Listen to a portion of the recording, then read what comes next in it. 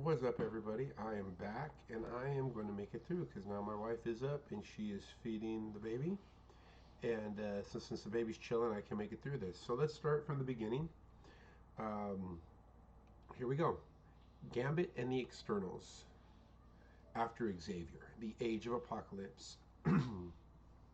They have just accomplished the improbable. The starship has just dropped cold out of full warp speed into the heart of the most heavily fortified solar system in the Shi'ar Imperium. Wait a minute here. That's the frickin' planet we're supposed to be sneaking onto. And as usual, the externals find themselves going from the improbable to the impossible. The staggering fusion energy absorption system built around the planet they now orbit was just recently completed. With it, the mad Shi'ar Emperor Dekin hopes to contain the powers of the legendary Emkron crystal, the nexus of reality which had been hidden on this world for millennia. Brought here by the interstellar pirates called the Starjammers, the externals hope to sneak past an armada and steal the crystal. Stanley presents Gambit and the Externals in Limits of Infinity. Brought to you by Fabian Nacina. Like I said, Fabian Nacina, who wrote this, he is the real creator of Deadpool. And you're looking at kind of that era in his writing and stuff. And a lot of that humor kind of comes through here too. Okay, so, like I said, and distill the crystal. To say the least, it's a daunting task. Even for the mutant Gambit, leader of the externals. Deathbird's share? Maybe we should reconsider this plan of yours. Cowardice does not suit you, Gambit. When I see clearly, you are a warrior at heart. You have come across the universe seeking the Emkron in order to save your world. A simple task, you thought. Alas, life is not a simple thing. My brother has lost control of the crystal's powers, if indeed he ever truly had it. The Emkron must be wrested from his grasp, or destroyed, before its energies engulf the entire Imperium. My Starjammers will occupy the Imperium's fleet while we go planet side, to stop Decan once and for all. Not to be rude or anything, miss, high and mighty, but what fleet? Why, little Jubilee. That one. Lady Deathbird, you are aware of the dangers involved in your request. Our cloaking field will be compromised for a period of 0.65 seconds. A transport beam will very likely be scanned. Computer, bring the ship into the outer perimeter of this world's stratosphere and prepare a six-man teleport. Surviving is the least of my worries, machine. Oh? I'm quite a bit more concerned with what awaits us on the surface below. I don't believe it. We actually just beamed down to a planet. Oh, jeez. Here we go again. We're facing a whole army of goons. Now, Jubilee. They're not too different from the Infinites back on Earth, eh? Now let's proceed just like we planned. Easy for him to say, since he's taken Layla and leaving us with the hard part. Give it a rest, Gudo. We have more pressing concerns than your jealousy over Gambit's relationship with your old boss. Okay, Sunspot, you're right. Methinks I'll just take it out on these convenient cannon fodder. Bobby, we can blast away till we're blue in the face, but how much of a dent can the three of us make against an entire army? We don't have to beat them, Jubilation. Just hold them off long enough so Remy and Layla can steal this mysterious crystal Magneto ordered us to retrieve. That sort of sounds like we're sacrificing ourselves. If that's what it takes, then that's what we'll do. The crystal is on that platform. When Magneto told me we had to steal a crystal, I didn't expect it to be 3 stories tall. A piece of the whole, a piece or the whole. It is all the same, humans. The power of the Emkron rests as much in a sliver of the crystal as it does in its entirety. After all, how could one ever define the space needed to contain infinity? Yeah, good point. Does anybody have a clue what she's talking about? Not one. Wonderful. Your charged blades just took care of the last remaining guards.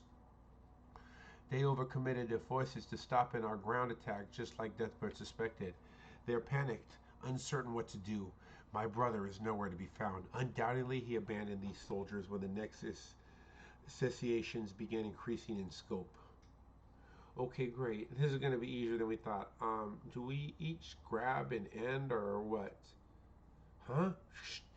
Ouch. Remy, what is this? Lila. She was pulled inside the crystal. Let go of me.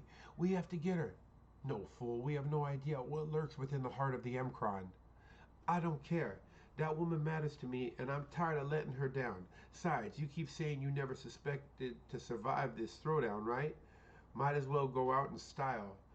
No sound is made as the Cajun leaps into the shimmering facade of the crystal.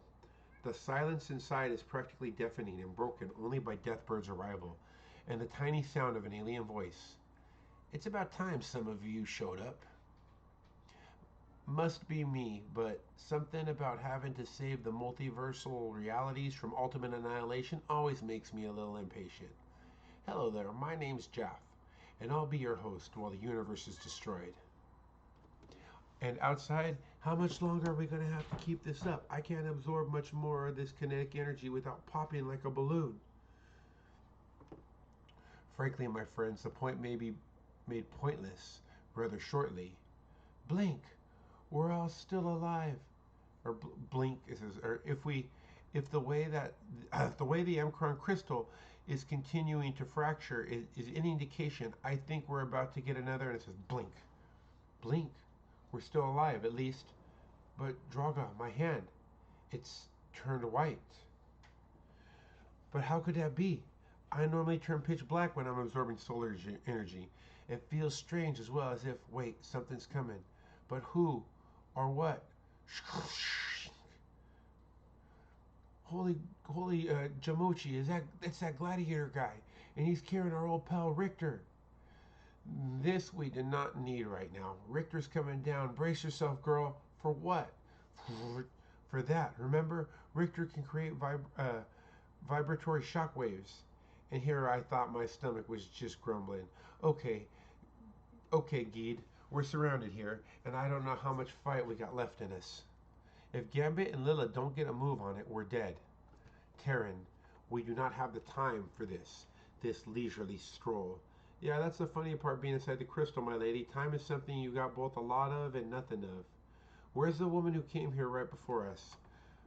My brother, the Emperor Decan, transfixed somehow by the beam of red light. Or she was there. They're along with along with someone else who's been keeping me company for a while longer. My brother, the Emperor Decan, transfixed somehow by that beam of red light. All the easier then to kill him once and for all. Deathbird, what happened to her? What's going on here? Well, I'm glad somebody else finally asked. Anyone who's ever come here always wants something in return. Only people ever thought different were the X-Men. The X-Men been here? You know them?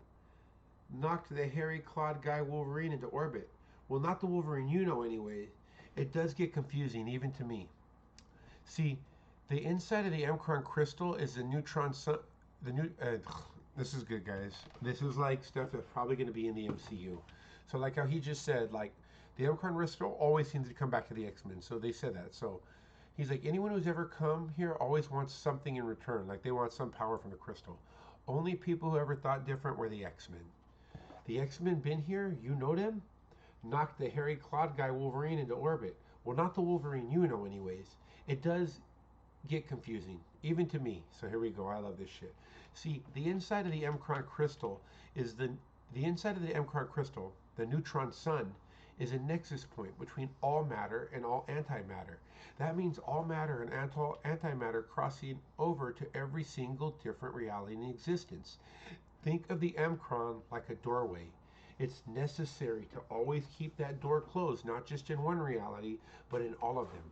If that door were to have been left open, let's say in the world you know as real, then the draft would eventually reach other realities and worlds affecting the people which live in them. Wouldn't someone have noticed that? Exactly, one person did. The raving lunatic you know as Bishop. A chronal anomaly.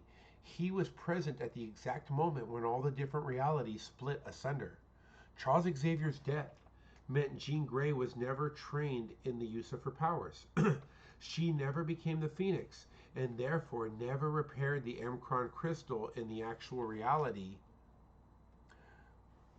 So then Bishop was telling the truth. Our reality isn't supposed to exist at all. Afraid not, Remy.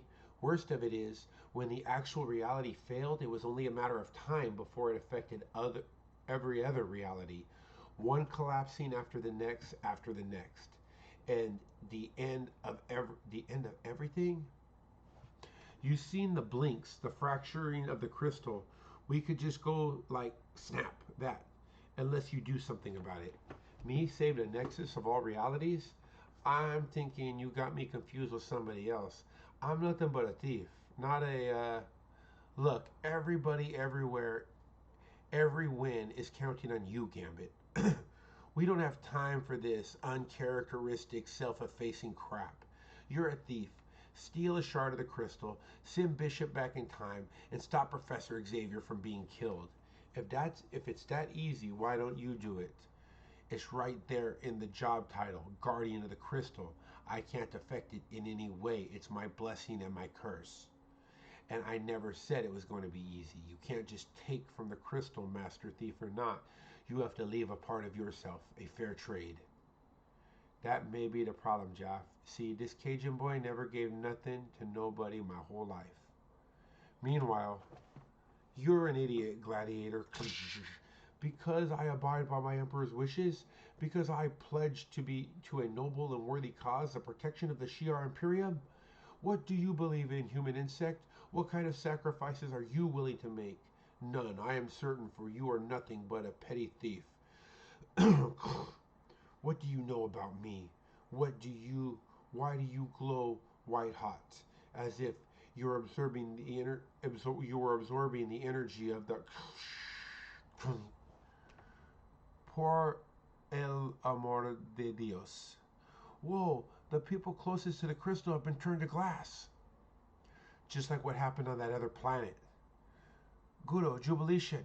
The next surge will be too much for me to absorb.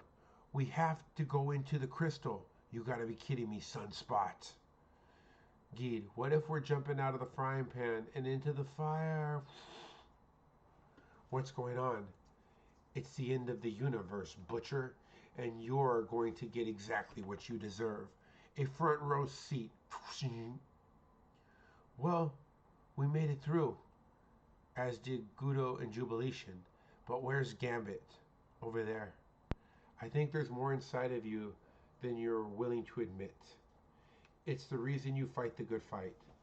Between you and me, it's the whole reason Magneto sent you here, because he knew you wouldn't fail her. Rogue. I hate coming into a movie in the final reel and not knowing I hate coming into a movie in the final reel and not knowing what's happening. Near as I can tell, Jubes, it comes down to Gambit here saving the universe. Great, now we're all doomed. Maybe not, Petit. Maybe not. See, the crystal wants something in exchange for the shard, and I just realized the only thing I have to offer. This is for you, Rogue, mon ami. Apparently, the crystal accepts this offer. Looks like he freaking sacrificed himself. For in the elation, it sings a song of freedom, liberating itself from the Shi'ar device which sought to contain its energies. So that's it right then. I mean, we've won, didn't we? Au contraire, petite. We got us a shard, true. But till we return to Earth and send Bishop back in time, reality can still shatter at any moment. I'm afraid you're going to have to make this trip without me, my friends. I have absorbed way too much energy. Even if I make it back, I'd only be threatening everything we've worked so hard to accomplish. Look at him, Remy. Oh, did he take Layla out? Is that what he did? I can't even tell. I just see a crack.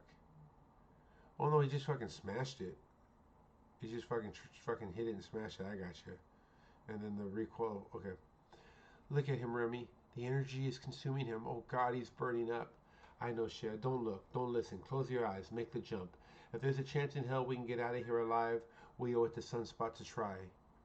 I don't know if I can do this, gang, but for Bobby, I will not, or for Magneto, for the sake of the Earth, I will not fail. Next, and into all the beginning, and into all that begins.